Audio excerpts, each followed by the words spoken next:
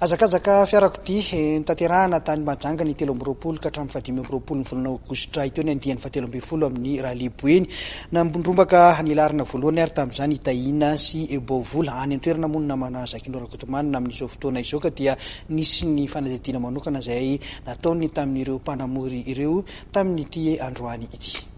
Mbola tsy tonga voalohany aloha satria ny résultat officiel mbola miandry ny officiel Bolivie mbola any ary nanavance be izy. Nafinaritra le rally nafana vacances le lalina 20 km aloha raha tsy ratsy any dia tsy maintsy mitandrina be raha tena farak'izay be. Fa tsara mahafinaritra ny organisation saorana ny tanàna Mahajanga fa nety daholo ny gamba aloha hoe fikarakarana rehetra. Deuxième édition saky nety tsara taminay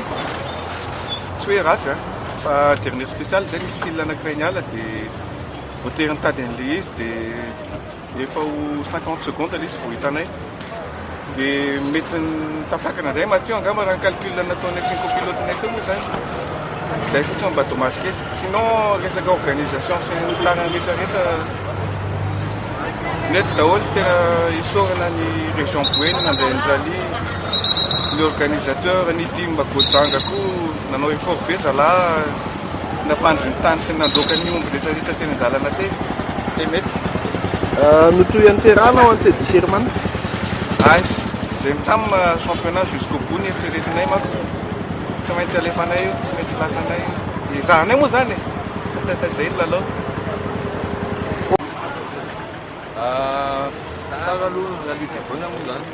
akamalala hoe rally vacances zany ny personnage nefa tena hoanay izy tena vacances satria miady match dia verina zay eny verina moramora tsy resy ny fahitany tsy resy an'le rally du Boeny mampianatra le rally dia misaotra betsaka ny organisateur sy ny mpiarakara rehetra mahafinaritra rally mafimafy le rally azo zany hoe somary ratsiratsy ny lalana sady kotakotana kely fa lasa matsara ihany misaotra an'andriamanitra.